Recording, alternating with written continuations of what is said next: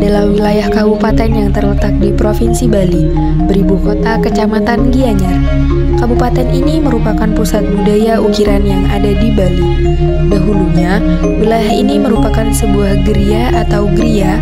Kemudian, setelah bangunan puri selesai dibangun, namanya berubah menjadi Geria Anyar yang berarti rumah baru.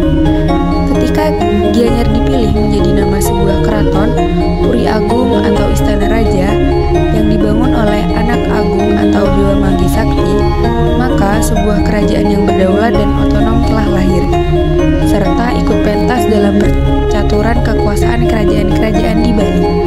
Sesungguhnya fungsi sebuah keraton yaitu Puri Agung atau Gianyar yang telah ditentukan oleh masyarakat skala di skala yang jatuh pada tanggal 19 April 1771 adalah tonggak sejarah yang dibangun oleh Raja Ide Anak Agung atau Dewata Manggi Sakti atau yang biasa disebut dengan Raja Gianyar pertama dan ditetapkan sebagai Hari Jadi Gianyar.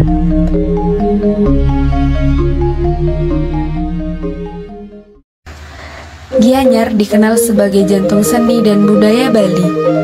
Wilayahnya meliputi dataran rendah hingga pegunungan dengan lanskap persawahan terasering yang indah, terutama di kawasan Ubud dan Tegalalang yang merupakan situs warisan dunia UNESCO.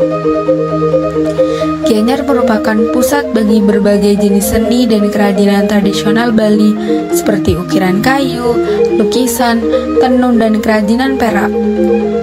Ubud yang termasuk dalam wilayah Gianyar terkenal sebagai pusat spiritualitas, kesehatan, dan pariwisata budaya.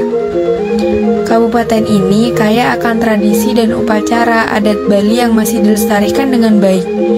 Gianyar juga memiliki kuliner khas yang lezat dan arsitektur tradisional Bali yang unik. Secara keseluruhan, Gianyar menawarkan perpaduan harmonis antara seni, budaya, dan alam yang memukau dan spiritualitas yang kuat.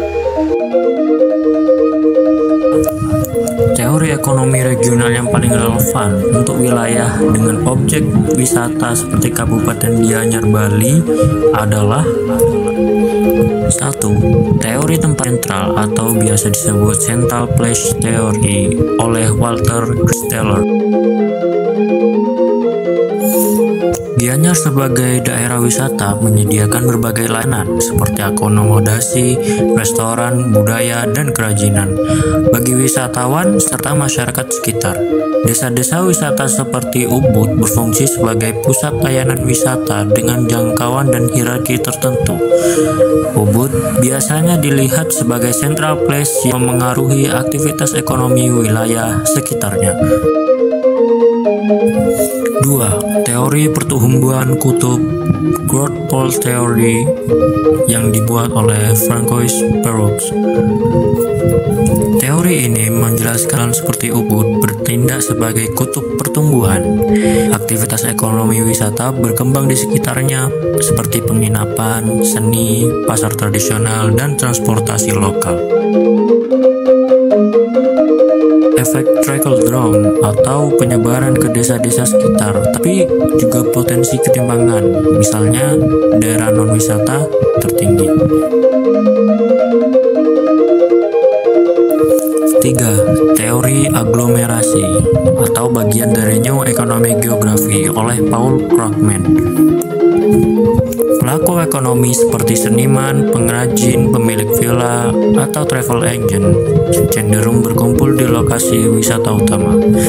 Mereka menikmati keuntungan karena dekat dengan pasar wisatawan, infrastruktur, dan jaringan bisnis. Keempat, teori ekonomi basic atau basic and non-basic activities. Pariwisata adalah aktivitas basis, menarik pendapatan dari luar daerah atau wisatawan.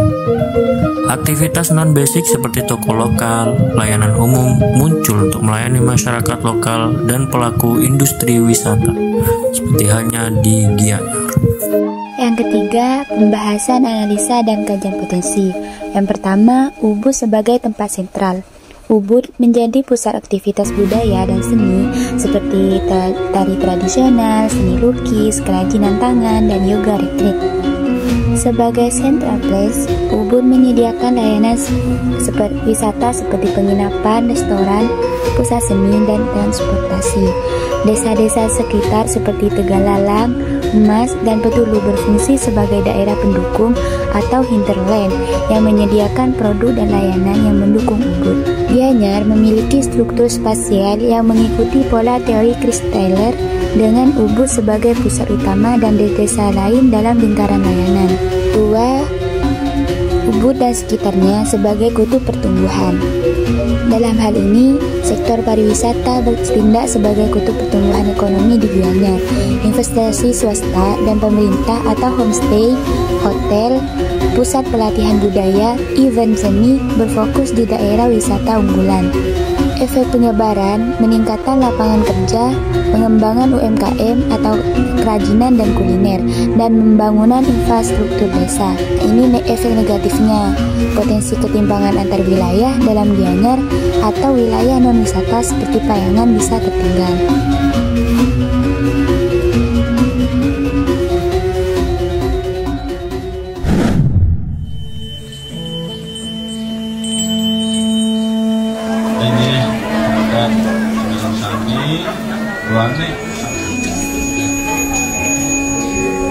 Ini paling pasti itu